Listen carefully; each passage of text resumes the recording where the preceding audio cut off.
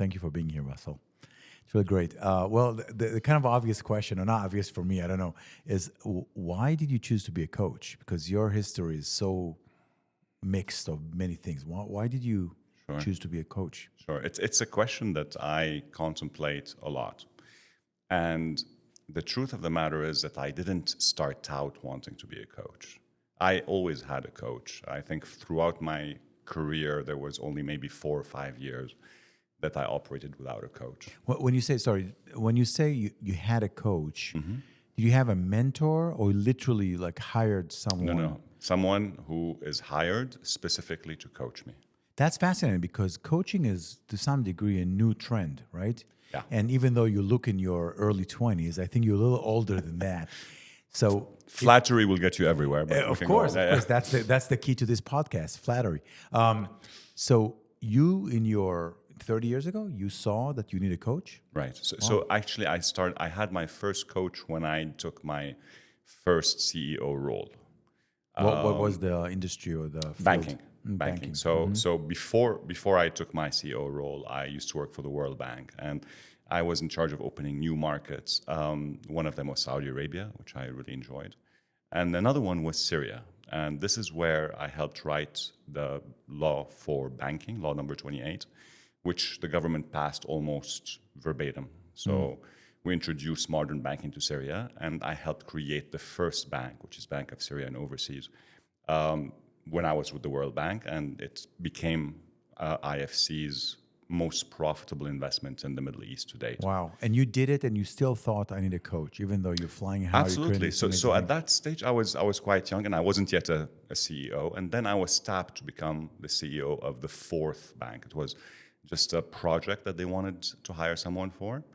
And I mean, I knew a lot, but definitely I wasn't prepared. I mean, how do you kind of like rise and manage a bank in a frontier market like Syria with just like knowledge and wisdom and a little bit of experience, right? Did the coach that you hired, was he or she specialized in operation and in more like helping you deal with this huge shoes you have to fill? What was his job?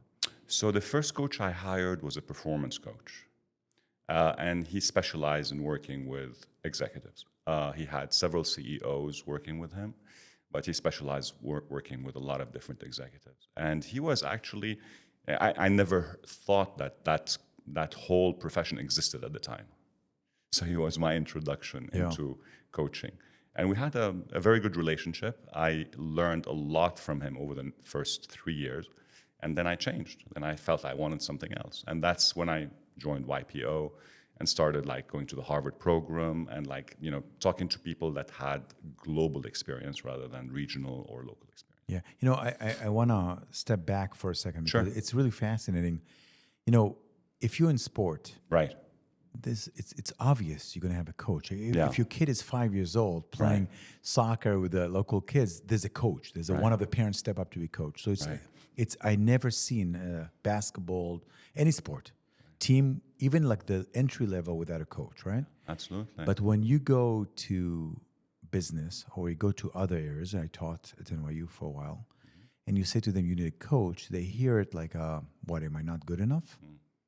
So why, it seems to me, correct me if I'm wrong, maybe did you feel like it's too big of a task to take on, or was it that you said, I know my limitations and I know what I don't know and I need someone to help me with it? No. So I've always, so everybody is different, right? So some people like to compete with others. I've always loved competing with the earlier version of myself. So that's kind of what I was focused on. I was focused like, okay, can I do this job the way I used to work a year ago? And the answer is no. So how can I do this job to the best of my abilities, right? And that's why I got a coach. And what was the relationship? Was it conversations? Yeah. Did they take you through exercise? It was just conversations. No, it was actually, no, there were a lot of exercises. And this is remember, this is in the 1860s. So, this is like a long time ago. Yeah, exactly. Yeah. But it was a lot of conversations and there were some exercises and there was some teamwork. So what we used to do is once a year, the coach and my C-suite would go on an offsite. Yeah. And we do a lot of the stuff that we do now in YPO, which is forum-like and all of these things. We didn't call it forum. We didn't know what it was. Yeah. But we do exercises on team building and kind of making sure that the communication flows. And let me tell you, I mean, between this and everything I did, it truly paid off. The bank that I was heading, which was, in the second wave of banks, bank number 4, in the space of 5 years, became the most successful bank. It became 4% of GDP in terms of size, and became the model institution that where everybody wanted to work. And you associate part of obviously you did the work, but part of the success came out of your understanding that you need someone to elevate your performance? Absolutely. And understanding that, we can sit and put strategy day and night, but, as they say, culture eats strategy for breakfast, right? Yes. Yeah. So all of these things that go into creating a model institution and propagating it and changing people's lives hit me from very, very early. And when did you know that it's time to move to a different coach? When things got repetitive, right? So when we started doing like the same exercise over and over again, and when I started feeling like there is so much more that I have in terms of questions, and he's not asking the right questions. Yeah. And we parted. We're still friends, but I mean, I really believe that I don't see myself with one coach for the rest of my life. Yeah. Since then, I've changed 3 coaches, and each one has been very, very different. I mean, completely different skill set. The last 2 coaches I've had are women, and it's just an amazing kind of exchange when I hear the questions, the way that they're framed, where they're coming from. It's a very different discussion for me. It's great. And you yourself are coaching now, so yeah, exactly. It's amazing. It's kind of like a therapist going to a therapy, right? Which a lot of them do. Yeah. I think you have to. I think it's such a healthy thing. You have to go somewhere with these thoughts and questions and ideas. Yeah. And so interesting that we go in that direction. There's if I were a young person starting, and I'm saying, okay, I hear what Bassel is saying, I should have a coach. Right. First of all, where do you find one? Yeah. And the second thing is, where do you find quality? Because one of the challenges I see with coaches is kind of like, again, I'm going to trash 2 occupations, not just one. It's any midlife crisis, like someone says, "Oh, I'm a life coach," or any housewife midlife becomes a real estate agent. So it's one of those 2 things that when you see on LinkedIn their life coach, you're like, okay, let's see what you've done. So, and if you don't have the resources, if someone says, look, I totally hear what they're saying. I understand that it's like sport, anything that there's blind spots I don't see. I need someone to either shine lights on it or walk me through the process of finding those blind spots. How do they go about finding coaches and quality? It's such a good question. I'll tell you kind of how I see the process. And part of it is kind of my story as well. Even after having coaches for such a long period of time, and even after deciding to become a coach, which was also a blind spot for me, my coach actually is the person who asked me to consider becoming a coach. Yeah. Until that moment in my life, I had never, not even for 5 minutes, contemplated being a coach. Yeah. So you can imagine how much of a blind spot this is. Up to that point, I didn't know that I wanted to do it, and when I started to look into it, I discovered exactly what you said. It's such a huge field. Yes. There's so many practitioners. I live on 6th and 14th here in New York City, and down the street there is actually a very nice shop which does palm reading and coaching, right? So, and it's $15 for 15 minutes, and it's a great deal, right? Yeah. So it's like, where do you go, right? And then I said, listen, so I don't know exactly how to go about this. I'm going to go back to school. So I went back and I did 132 credit hours in coaching. Yeah. And then I certified with International Coaching Federation, ICF. In the process of doing these 2 things, my view and definition of what coaching is completely changed. What is it now versus what you saw Right. before? So what I thought it was, and even when I worked with my coaches, I thought it's definitely people who ask good questions, but I really thought of it as someone who does kind of performance coaching, kind of like an athlete's coach. Yep. Someone who encourages me, someone who has faith in me, someone who pushes me and propels me forward. As I started really studying this, I discovered that modern coaching is actually something very different. Most of it really means that the client is in charge. Most of it focuses on bearing witness to the client's journey. And most of it is being a thinking partner to the client. So it's more of a soundboard than actually a guiding sport coach? How would you Yeah, describe, so I would describe it as if you would have two brains. Using your values, your priorities, but you're using another brain with different perspectives and different questions to decide on your own, in your time, what is it that's important to you. Yeah, it's such a good conversation. It's confronting, because so when people ask you what I do, Yeah. I say I'm a performing coach, and then I add right away something else Right. because I don't like the word coach. I also don't do one-on-ones. I call it innovation, like performance innovator. Because coach has a particular thing. Because when I tried to do coaching with people, I found that I became their therapist, Right. and I had zero tolerance for that. So we Right. have methodology that we're actually practicing, but I actually don't work one-on-one. And I found, and it's completely subjective, I found that working and being that soundboard after a while gets really tiring for me, because then people just call to bitch, complain, vent, and you have to listen to them. And I was like, no, I already heard in the fourth sentence what is missing Right. in this conversation. Right. But you have, I guess you're nicer than me. You have more tolerance. No. I really don't believe that. I think if I'm not really a soundboard either. I'm a thinking partner, right? And there are differences with this. So if part of my brain is going down an endless loop, the other part of the brain should be there to correct and ask the question, why am I going down this endless loop? Right? Yeah.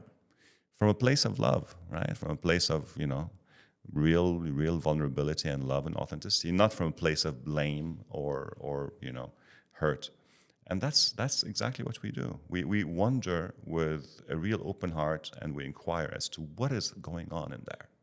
If one of your clients, say, is absolutely dead set on, burning the midnight oil at all costs in order for this company to succeed, and burning the bridges that he has Yeah.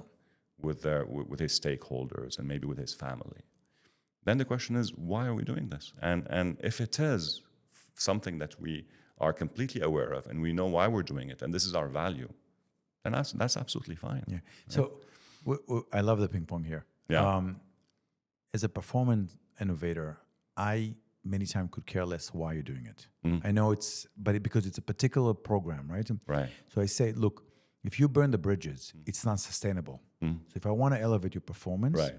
you might succeed to last 3 months, 6 months, 9 months, but eventually you're going to run out of fuel, Right. out of connections, and we're all about team, right? So it sounds to me, and please correct me if I'm wrong, that you dive into the soul or the and the connection of why you're doing it. Why what is the fundamental mechanism here? Absolutely. And I have a very much more of a sport kind of like I could care less how you feel about it. Right. Go and pick up the weights. Yeah. Like I don't care. And I don't think I'm right and you're wrong. Or you're wrong and you're right. I'm wrong. I think it's just a different methodology. Right. And I'm in a very short period of time working with them for high performance. Maybe it's Right. not sustainable because you're right. If you don't deal with the source of the problems, it's going to go back, Yeah. But I'm more of a performance. Like I always tell people, you don't want to go to, I don't think Michael Phelps wanted to jump to the pool every morning at 5 a.m. when he was at the top of his career. Yeah. Who cares how he felt about it? He got himself to the pool. His commitment was bigger Right. than his conversation with himself about like, oh, I'm not in the mood, or I'm cold, or I'm tired from Right, yesterday, or whatever. right. I don't care. Like, go do the work. So Yeah. please, they should call Yeah. you if they want compassion and love. If they want performance. So I'll tell you here where the difference is in your example. I care that when Michael Phelps is on his deathbed, that he is very happy with the life that he's led, that he feels he made the right choices, and that he looks back and says, "Wow, this was wonderful." Yeah. And I'm so grateful. Yeah. So that's kind of what I'm care got about. you. I'm looking more For me, that's at more the of the whole thing. Yeah, for me, it's more like it's more than what you're providing. It's more than coaching. What you're providing, I think, it's a path to happiness. Maybe it's a bigger. You took on a bigger task what I took on with my practice. You're really committed to people's having a whole life full of love and connection. And in my case, I am, kind of the opposite of what you kind of thought you do.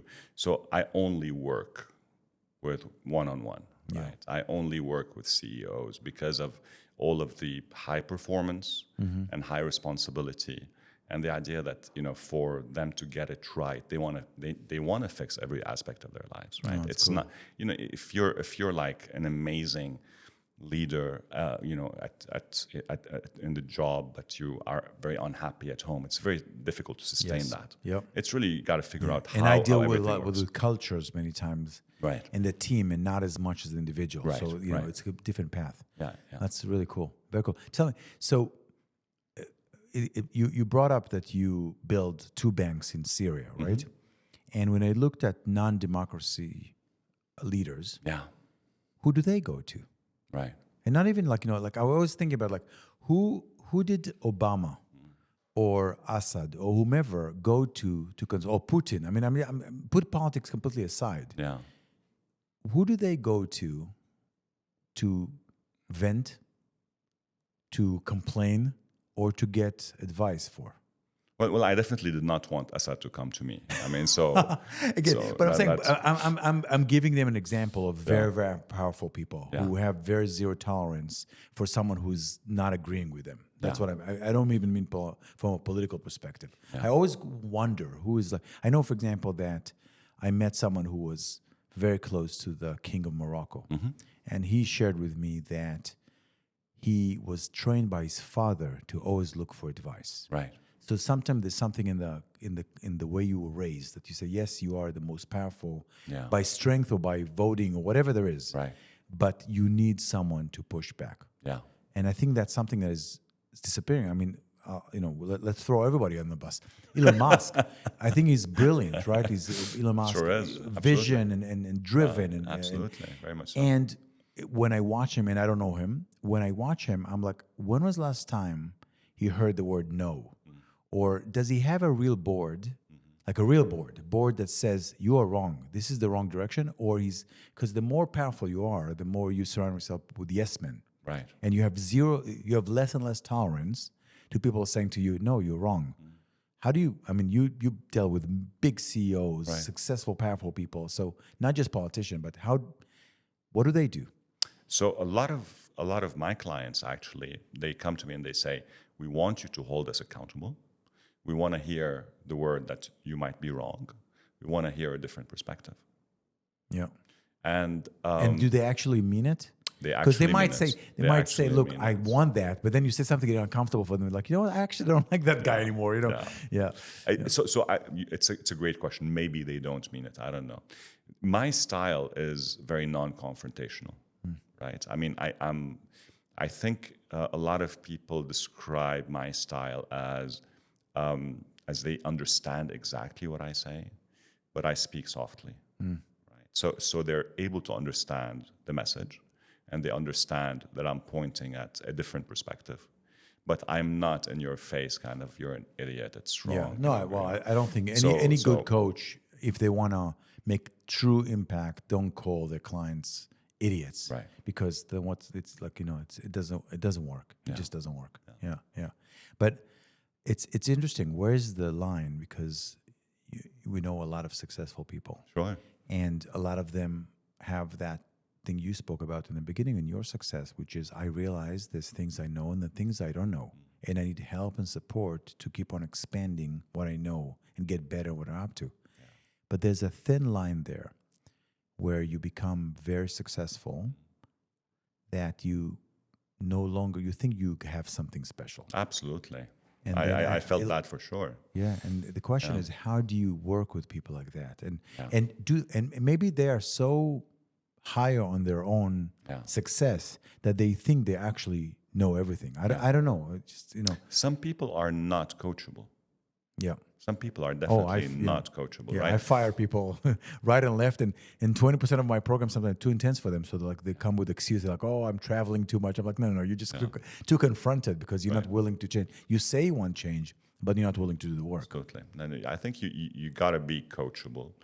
And I do, and I'm a little bit schizophrenic about the issue of the ego, right? Yeah. So as a CEO, as someone who did all of these things, I mean, in addition to creating these two banks, I put together the Syrian Stock Exchange, right? Syria's first and only stock market, the first insurance company, the first investment By bank. the way, are they calling you back now because they're rebuilding the country? They're like, I Bassel, think come back. We need I think I'm very happy in this in New York. I want to help, but I want to help from here. Yeah. So I'm this has been a very positive, emotionally charged period, but I want to help from here. Yeah. But I mean, having done all of these things, my ego can definitely get the better part of me. So I'm sometimes schizophrenic between saying, "Oh yeah, my ego is so huge and it deserves to be so huge because I'm so great." Yeah. And understanding that in a coaching relationship, my ego means absolutely nothing. It is the quality of my questions and my presence. And how do you? So it's all about the client. It's not about me. Okay, but how do you answer? How do you ask the right questions? I mean, here's what it sounds to me. And I know you, so you have an ability to be a great listener, to hear what's being said, what's not being said, right? So is this something you developed or you always had? I definitely developed it. And I think like everything else, I don't really believe that people are born with like innate, prodigic kind of skills. I think, anything that we care for, we can develop with time. And I developed it through the years. I developed it slightly when I was a CEO, not a lot. And then I developed it a lot in YPO. And then when I lost Syria, I lost everything. It was like losing the country, my identity, and everything else. That's when I really got in touch a lot more with my humanity. Was it the humbling experience for sure? Yeah, of course. Like the way when I lost my company. Yeah, of course. You realize you're not that smart. Absolutely. Absolutely. Yeah. I remember after my company collapsed, I had to clear my mind, and I don't know if I told you, but I took my bicycles and I cycled from New York City to the Florida Keys. I never knew. By myself. That's amazing. A lot of podcasts. I listened to a lot of podcasts and music. And I remember I was in like South Carolina somewhere. And I looked around and I was like, wow, no one gives a shit about my life. I thought I realized how not important I am, because here I am dealing with all the collapse and financial and losing everything. And I looked around, I was like, the world is so much bigger. Because when you're successful, you sometimes get confused. Absolutely. Yeah. No, I think you're spot on. And by the way, the whole trajectory of that experience that you just mentioned, losing your company and then cycling down and then thinking about your place in the universe and then recovering from it, that's where the stuff is. How did you recover? I mean, you brought up, you said that, you basically lost the country that you loved, everything you had financially, and how do you recover? So everybody recovers in different ways. But let me define recovery first, and then we can talk about the different ways. So recovery for me is when I look back and I'm so glad that this has happened. Wow. That I couldn't imagine me being the person I am without that experience. That's a whole new level of recovery, my friend. That's extraordinary. That's recovery. Yeah. By the way, it's not unique. This is what transitions are about, right? And there's so much research done on this. Whether it's people who have lost limbs in wars, whether people have lost their identity, all sorts of things. And then you go back and you ask them years later. It's the process of that transition.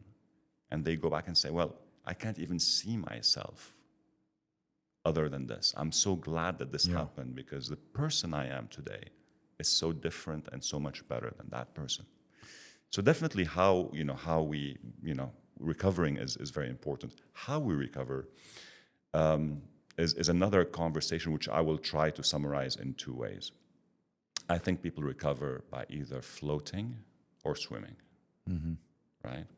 So when I lost everything, I really wanted to float. And by floating, it's like, I don't want to have any goals.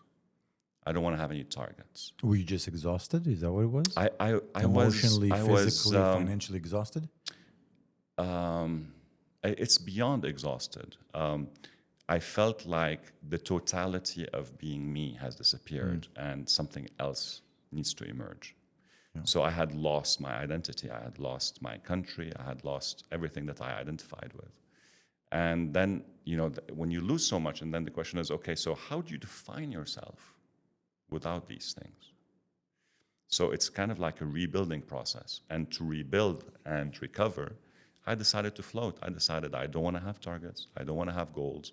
I want to take each day at a time. I want to have deep conversations with people. I want to really figure out what my belief system is. I really want to understand what's really holy to me and what is not. Yeah. And it was a process of floating through the oceans. Directionless, rudderless, right? Going from one place to the other. Okay, so I have a few questions about it. First of all, it's quite extraordinary. I think for me, because you really brought up something, and like I said, I'm now a guest in your podcast. Like I didn't think I'm going to be that vulnerable and open. I think I had to let go of who I knew myself to be. So there was an attachment to the image of who I was. That the first thing, the kind of the part of the mourning period after losing, is that I had to understand to my core that who I am is not the things I have and the titles I had and the way people looked at me. That was a big part of it. I suddenly realized that I am way more than some of the pieces. That's the first part of it. But going back to your point, you consciously chose to float? I did. Because I float out of... exhaustion. Yeah, I lost my ways. When you run, I ran a public company. When you run a public company, you work your butt off. You work 12 hours a day, sometimes 14, 16, whatever it takes. And then you wake up one day and you're like, okay, I'm going to take my time. I'm going to float. I'm going to go and read the New York Times. And you sit there and you're like, it's okay, 9:30. Like, okay, what do I do now? I'm going to start going to the gym. Go to the gym. It's now 10:30. Like, what do I do the rest of the time?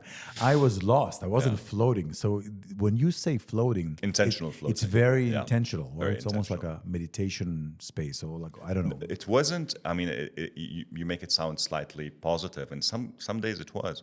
But it wasn't that. It was really being, directionless and trying to discover myself through circumstances that come up. Explain that to me. What do you mean when you say that? So, for example, I would just travel, and I would go to the airport and book a flight to wherever I find, there's a flight going to. Yeah. And I would just walk the streets. I land in London or Stockholm, and I just walk the streets. In my jeans. At the time, up to that point, I wore very few jeans as a head of public banking exactly. and all of this. Yeah. I would get down and just walk around and just look at people and just have a drink and have. So it was intentional. Intentional. By the way, did you have a conscious. coach then during that period? At the time, I did not. Okay. And is it because you didn't feel the need, or because financially I couldn't commit to anything like that at the time. I wanted to float, and so floating was that. So you went on this journey, I would call it journey, to redefine who you are again. Absolutely. And you did it by traveling the world, walking around, absorbing the surrounding in a very different... Asking myself really hard questions. How did you know what question to ask yourself? I listened to where the pain is. Am I responsible for what happened? You have a very elevated understanding of who you are. The average Joe is not like that. I don't think it is. He is or she is. I think I'm amazed. First of all, we have as humans, most of us have a really hard time with silence. And it seems to me, from what you're sharing, and please correct me if I'm wrong, that you spend substantial amount of time in silence. Absolutely. And silence is extremely. I forget about it. I come from a Jewish family. Silence is like, what the hell? Like, what happened? What's going on? Exactly. Like, like there's never, you're dying for silence. Right. There's no silence there. But there was some kind of internal code that demanded that from you. Yeah. When was the moment there was a tipping point? Because there was probably kind of like you let it go, you're in the space of silence and traveling and walking around quietly. And there was a moment when kind of you saw the flowers just starting to come out of the soil, right? So where was that moment? Did something happen, or was it just an internal process? So I think it was an internal process. There were a lot of moments that helped bring this process of, this point about, but it was definitely an internal process, and it's by understanding whether I have a purpose or not. That's fundamental for me. You understood you have a purpose. I didn't know I had a purpose, and then I uncovered it, and then was it a religious moment? Was it a spiritual moment? Intellectual? How would you describe it? Because I'm trying to think again. I'm thinking about our conversation. I'm thinking about the people who listen to this podcast, right? And I say, okay, that's wonderful. Good for him. He sounds like a very calm and centered person now. But if I'm dealing with a crisis, whatever, again, no judgment. Each person, some people, crises are bigger than yours, smaller than yours. Yeah. How do they go about finding that moment? Do they just trust that with time, whether it's going 2 weeks or 2 years or 20 years, eventually this enlightenment is going to come? Or I want to remove the mystery. I want to remove the myth behind finding. It's not, unless you're Buddha and you literally sit under a chair, under a tree, and eventually it happens to you. I'm really curious about what did you do to bring forth this enlightenment or moment of aha or tipping point? Do you think you can have a moment like this completely without looking for it? Yes, because by circumstance. Well, no, I think that it's kind of like you driving a truck and you have X amount of mirrors, like one of those semi-truck, each one, right? Yeah. And either by coaching or by amazing, inspiring or challenging friends, gurus, someone who's wiser, okay, tutor, whatever. Sure. Or by things that happen in life, someone just add 3 more mirrors to your trucking abilities, okay? So think about like when you look like the old, now it's all digitalized, but I remember when as kids, we used to see trucks and they have like 8 different mirrors, right? Because probably the driver scratched a few cars on the way and then realized if I put just one tiny mirror with this angle, it's going to look into the other mirror and it's no longer a blind spot for me. Yeah. I can actually watch and see the small car parked on the sidewalk. I'm not going to scratch it, right? Yeah. So I'm thinking about how does one install more mirrors? Is it just about like floating, like you said, eventually the mirror shows up, or actually can you go about doing it? I mean, this is the beauty of humanity. We are all so incredibly different. Yeah. And what works for Boaz may not work for Bassel, and this is kind of the beauty of it. For me, that was a really polite way to say, Boaz, you're wrong. No. I really don't think you're wrong. I really don't think you're wrong. I think there isn't a one cryptographic key that will open and unlock all of these situations. Each person is so incredibly different. In my view, these moments happen fastest when you look for them. They can still happen when you don't look for them. When you don't look for them and they happen, you're probably thinking of them in the back of your head. But how do you know what to look for? I mean, again, just to challenge the thing. Okay, look, if I look for it, I'll find it. Okay, but sometimes, especially, look, it's easy when you look for, you raise capital for a bank, or you're looking for, but if you don't know what you're looking for, how the hell do you know where to look and how to look? What is important to you? I got you. So that kind of brings us back to the first question we talked about. It's all about you. Yeah. It is what matters to you. When I looked at choices, like what's happened to me in Syria, and you and I have spoken about me being taken by the intelligence services of the Syrian regime. I was in there under their complete subjugation. They can do to me anything they wanted, and I thought to myself, what's important to me, my life or my kids' life? Very, very clear I wanted to make sure that my kids have the best future possible. So am I willing to sacrifice so that my kids can have the best future? I will jump in front of a bus without thinking, right? I mean, this is kind of instinctual. Yeah. Luckily, they're great kids and they deserve it, but Yeah. I still do it even if they were not, Yeah. right? So it's like understanding what is fundamentally important and what comes first. Oh, Boaz, I can't even tell you this question of what comes first, how often and how long I think about it. Yeah. This is like kind of what is the priority of things for me. Okay, so I'm going to keep on challenging, and not because I don't agree with you. This is really it's good not to agree, by the way. Yeah, of course, and we both from the Middle East. We can we know to disagree with each other. It's Absolutely. not a problem. It sounds to me. How old were you when this happened?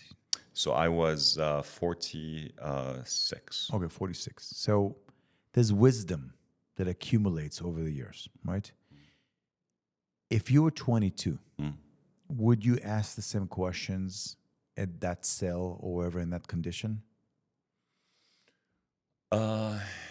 Actually, I don't know the answer to that. No, and I'll tell you why I'm asking. Yeah, It's yeah. not a tricky question. Right. I'm like, there's something very wise about what you're asking. And look, I'm 53. It makes sense to me. I asked the same. I lost my company when I was 48. Right. It makes sense to me. But I know that if you interviewed Boaz at 29, 22, and 35, you would have very different answers. Yeah. And it will be more like, so the older I get, quote unquote, the wiser I get, but also the more flexible I get around letting go of things and more clear about what's really important to me. So my kids are important to me, my relationships are important to me, my marriages are important to me. That makes sense to me. I don't think I will answer this question this way when I was 29. So if I were listening to this podcast and I'm 29, I'm like, oh, but two old guys. It's kind of like a Muppet Show. Two old guys on the balcony. Exactly. So the two old guys, it's all great. But I'm dealing with, I started a startup, or I'm, or I'm going to marriage, or like I'm going to, it's not just about business. How do you find those questions? What's important to you when you're 25? If someone came to you and say, okay, I want you to be my coach, and they're 25, and you ask them, what's important to you? They'll be like, I don't know, success, fame, money. I mean, how do you deal with it? These are fine. These are fine. There is no value judgment to the answer. I think it's about asking the question, right? There is zero value to the question, to the answer. Yeah. And I come back. Let me just come back to this through the other thing that you do in order to recover. Yes. Right. So we spoke about floating as well. Yeah. And the second one is swimming. Yeah. You swim towards a target. You swim towards a goal. So you floated, for me to understand. Right.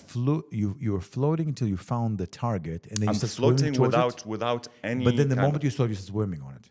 So these are two different ways of dealing with the transition. One is to float aimlessly, and one is to swim very consciously towards something very specific. Was one lead to the other? Or not necessarily. Really? No, so no. they're completely parallel. They're you can completely either parallel. You could float all of your life, or you could swim all of your life. Yeah.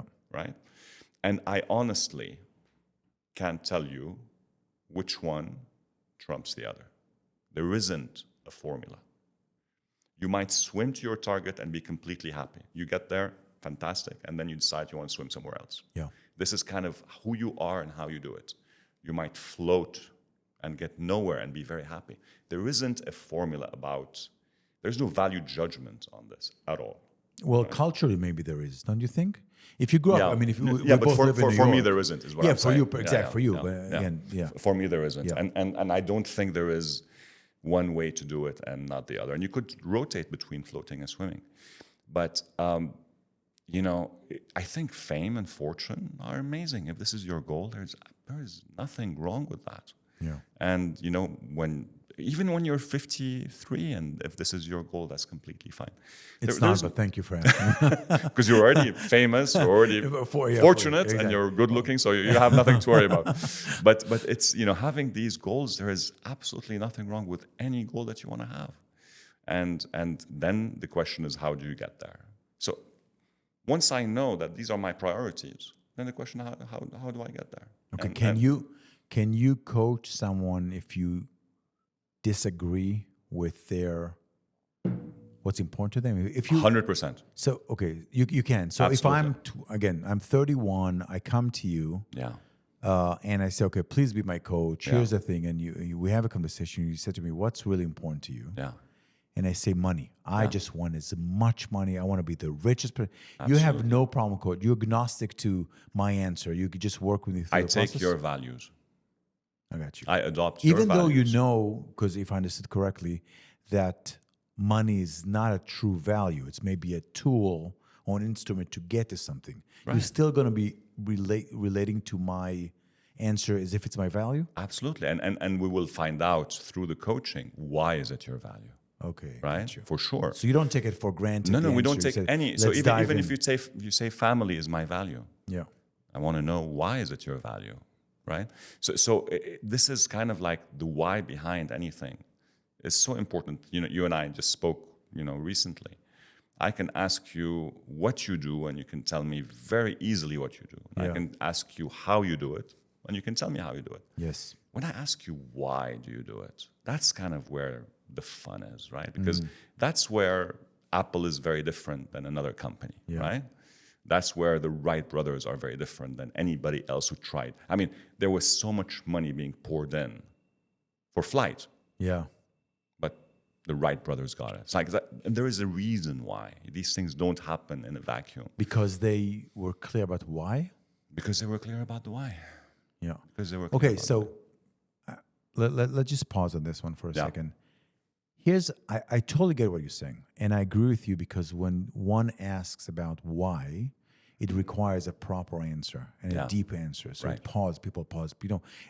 Someone told me a joke, like if you ask in New York, what do you do? They say, oh, I'm an attorney, I'm a doctor. If you ask in the West Coast, they're like, what do you do? I'm like, I'm a mountain biker, I'm a climber. It's the West Coast versus the East Coast, right? But you're looking at the why, right? The why, no matter where, East Coast, West Coast, wherever you are, it's going to pause and going to require. So I think, first of all, people are not as interested in deep conversation as we hope they were. A lot of conversation are. But the other thing is, when you ask that, can you, let me ask you, can you be successful? Can you perform well, a top performer, as we say, without being clear about your why? I honestly don't believe that you can. And you might have spurts, right? This is why in this society we have, a lot of the one-offs, right? You have the one-hit bands, and you have, somebody does something once, and you have your 15 minutes of fame.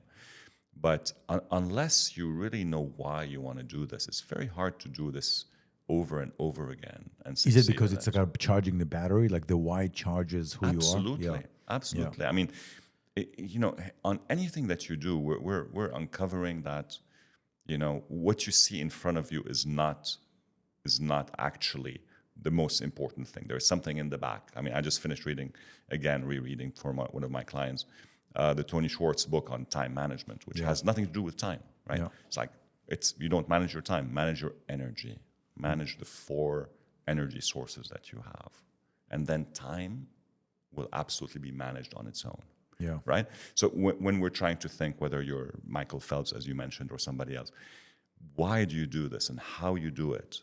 And it's not the first answer that is, I think, the most important. It's like, what fulfills you? Because that recharges your battery, the way you said, and ensures that you're able to do this day in and day out. And you're committed to your clients being fulfilled. Yeah.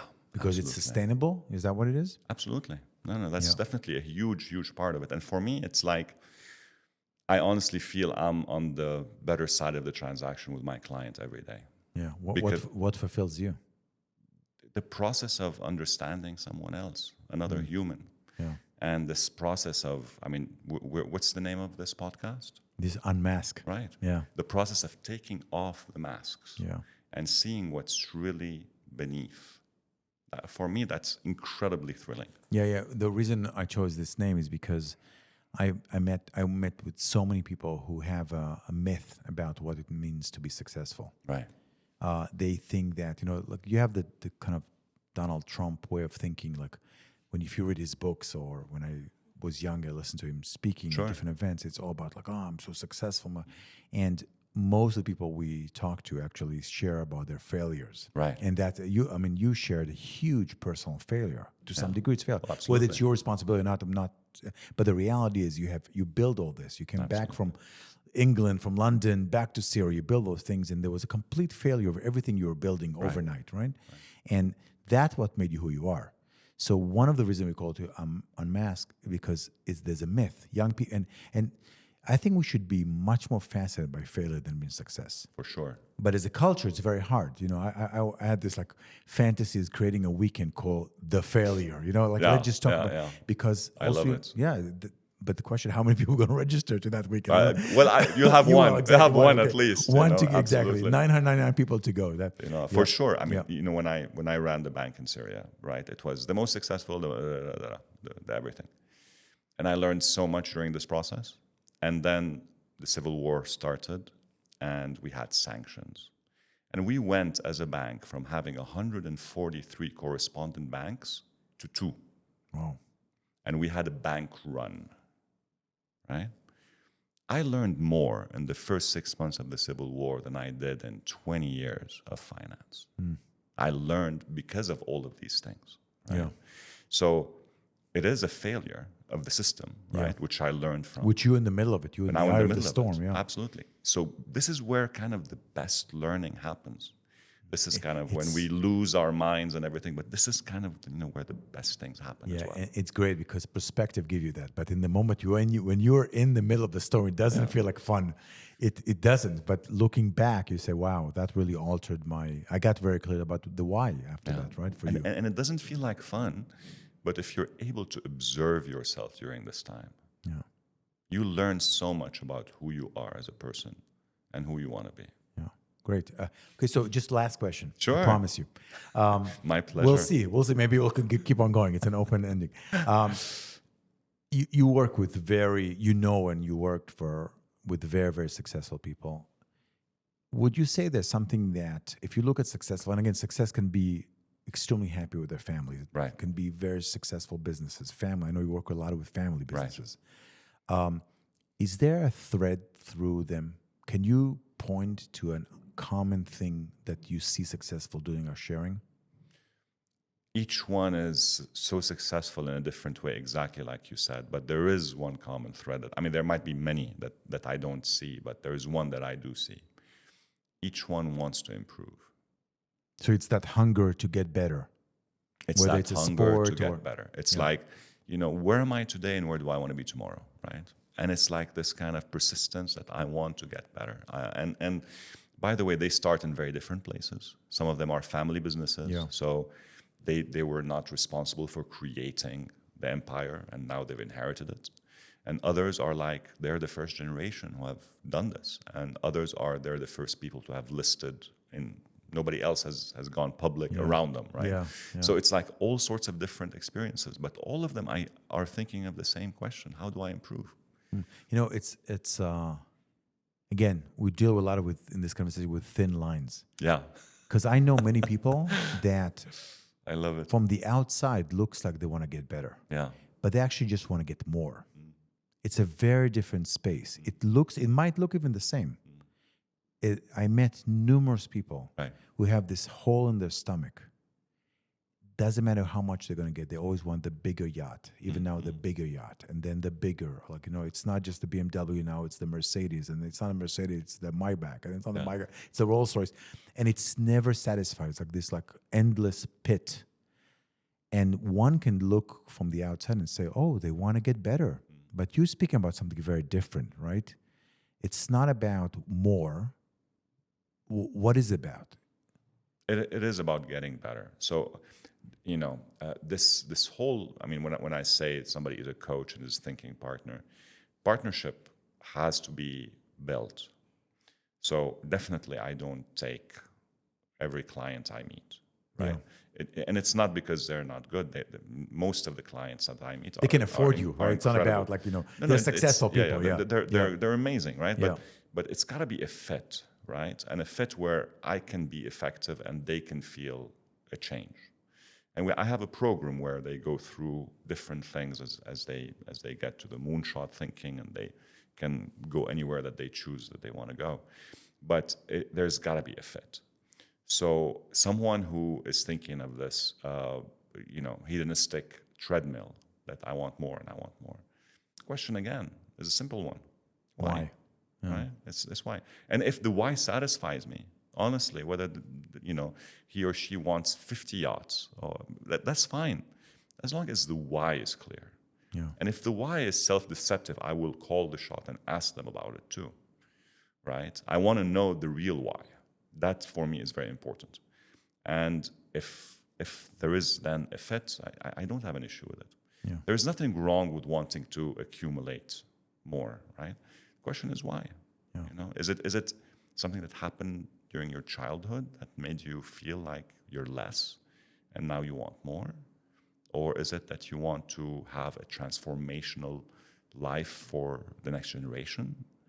Or what is it? Maybe you just simply like yachting. So it could be anything, right? Yeah.